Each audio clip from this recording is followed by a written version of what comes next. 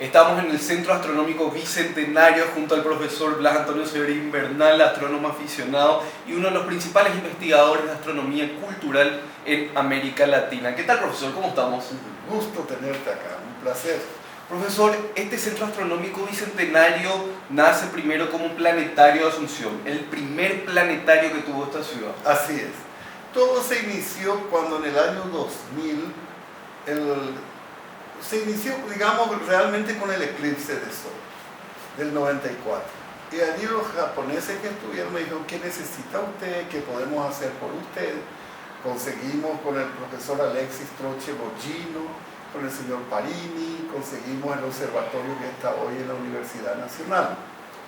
Y después me preguntaron qué necesitaba. Y les dije que necesito un buen telescopio y aquí no tenemos planetario en Paraguay.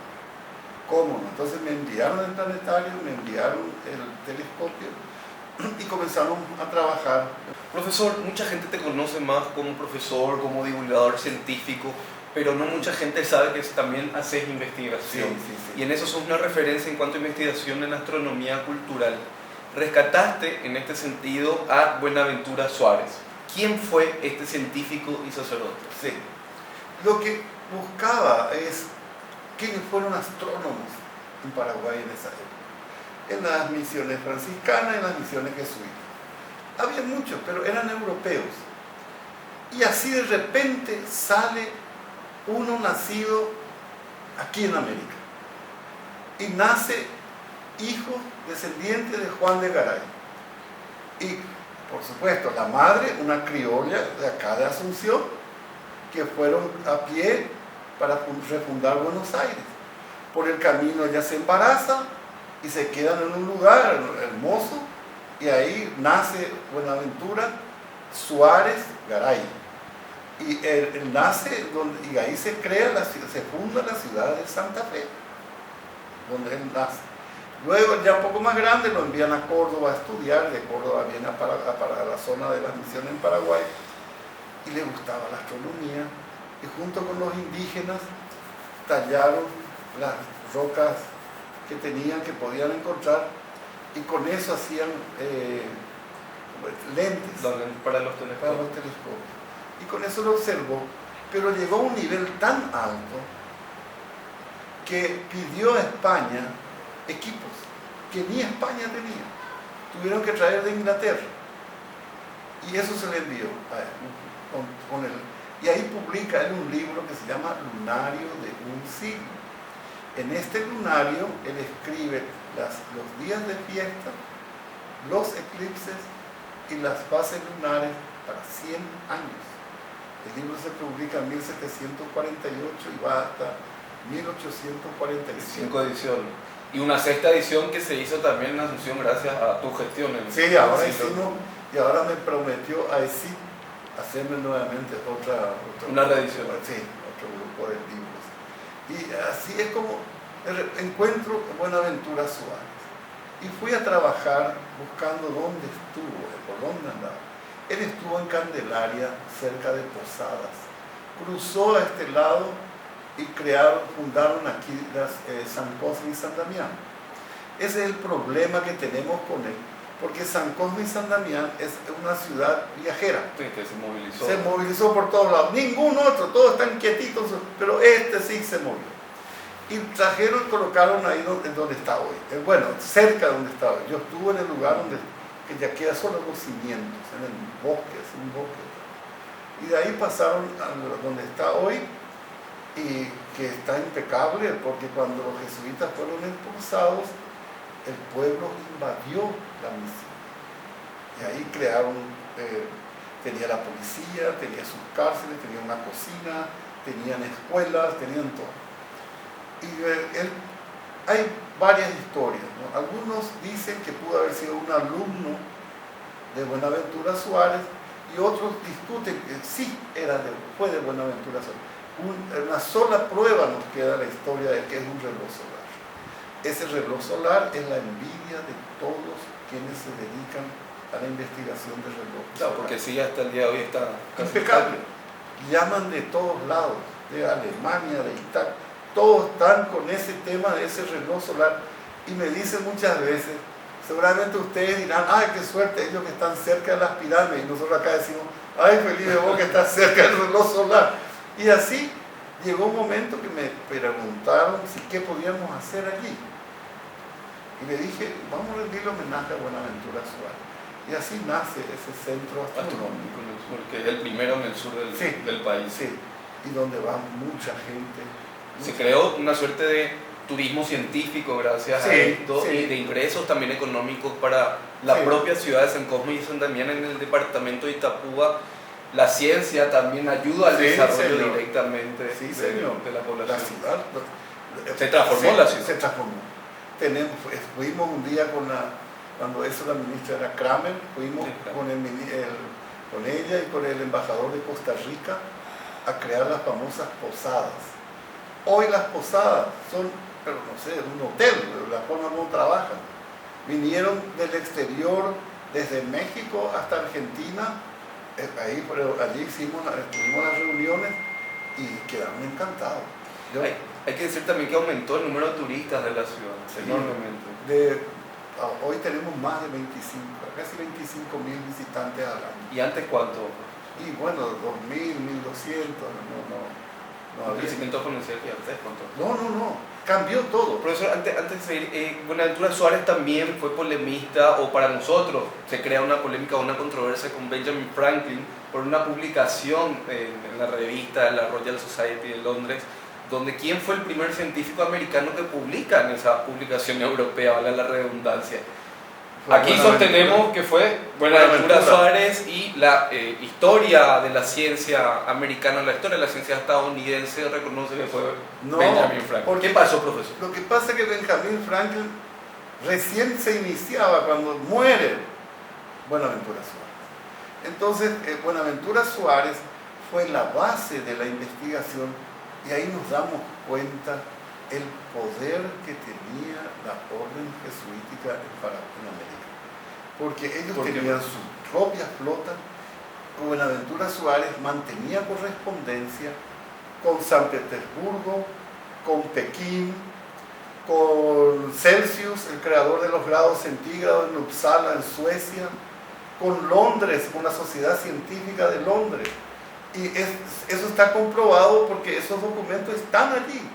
Están los documentos. Yo tengo la copia de Buenaventura Suárez, por ejemplo, en Londres, donde es la base de estudio, todo lo que él observaba. En esa época el hombre no tenía noción de lo que era longitud, no podían medir, no tenían medios hasta que se inventó el cronómetro. Entonces, ¿qué hacía Buenaventura Suárez? Con sus observaciones y sus cálculos de poder, Buenaventura Suárez llegó a calcular que las horas de distintas ciudades de América. Con precisiones. Sí, era una cosa fantástica.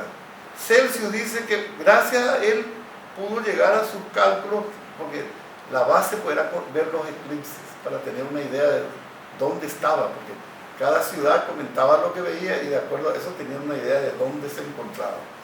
No, Buenaventura Suárez es único. Y aquí creamos este centro, un monumento, y que ahora mi sueño es en San Cosme crear juegos para los niños. Ya colocamos una galaxia con un agujero negro, tenemos una esfera armilar que es única, eso sí podemos dar. Y hay un observatorio también que la gente puede ir. Sí, claro, está abierto de lunes a lunes, la gente va a observar y muchísima gente. Profe, desde Buenaventura Suárez saltando al siglo XXI, para terminar esta parte, justamente detrás nuestro está el planeta rojo Marte. ¿Marte va a ser el futuro no de la humanidad? Sí. ¿Por dónde vamos a ir? Porque es el único lugar donde podemos ir. Hoy, así como están las cosas, como dice Carl Sagan, hoy podemos ir a varios lugares, pero quedarnos no. Tal vez sea Marte el único lugar donde podamos ir y quedarnos. Y establecernos. Sí, pero eso va a pasar mucho todavía. No es como se dice hoy que mañana la NASA no tiene ninguna responsabilidad con lo que dice esa empresa que va a ir a Marte, que va a llevar gente a vivir a Marte en un solo día. Eso es una caída de los... No sé cómo explicar. No tiene sentido eso. Tal es así que esta ingeniera Kaufman aclaró eso. Sí, la que vino hace poco. Sí, ella aclaró que la NASA no tiene nada que ver con eso. Acá lo que tenemos es este póster que me regalaron de la empresa, ¿puedo decir? Sí. De la empresa Chortizer. Esta hicieron ellos y me obsequiaron el amigo Ricardo Báez. Y allá tenemos algo valioso, la firma de Miguel San Martín, que es quien construyó esta y construyó la Curiosity. El Curiosity y el Opportunity. Sí. Claro, uno de los científicos ingenieros que está actualmente trabajando en la NASA, Miguel Sí. de San Martín, Sí. que estuvo en Paraguay y visitó el centro astronómico. Estuvo y quedó impresionado con este post. Y la esposa, que es norteamericana, Susan, nos firmó allá abajo. Esto va a tener un valor grande un día, porque es el que creó, el que fabricó, él trabaja en robótica.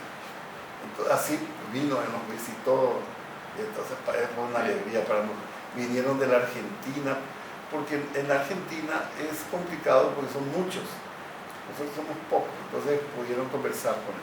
Bueno, muchísimas gracias, profesor, por tu tiempo, y vamos a seguir recorriendo el Centro Astronómico Bicentenario.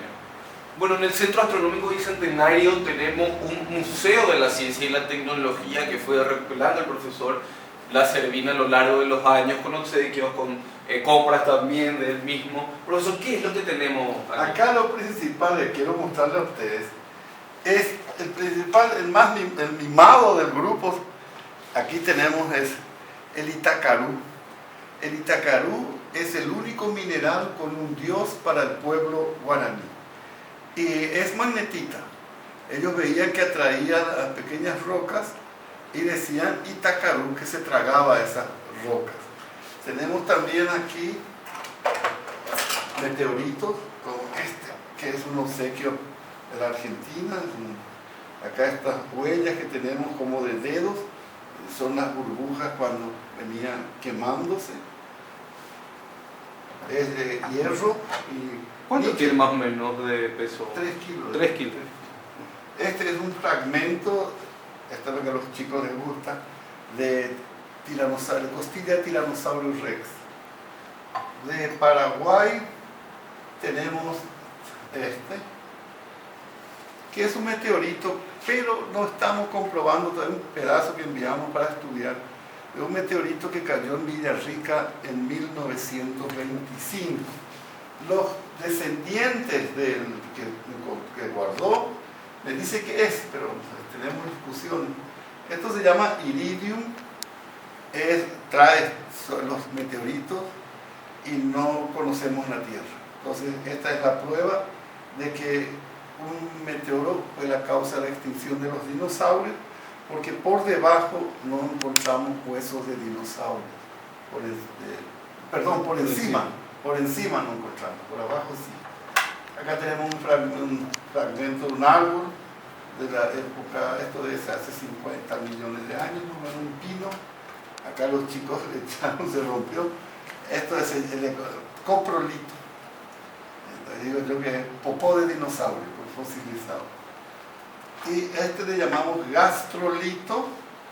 Ellos tenían el estómago muy ácido, como el avestruz hoy que se traga por esto de todo. Entonces esto más o menos les ayudaba a digerir y a calmar la acidez de su estómago. Tenemos también colecciones de todo tipo de rocas de origen volcánico. Tenemos fósiles desde el Cámbrico, tenemos un trilobite de hace 500 millones de años, tenemos algo de los mamuts y tenemos también revistas de hace muchos años de Paraguay. Tenemos uno donde nos habla de un concurso con el paso del cometa Halley, así que le esperamos. Y esto olvidaba, este es del Brasil, se llama Brecha.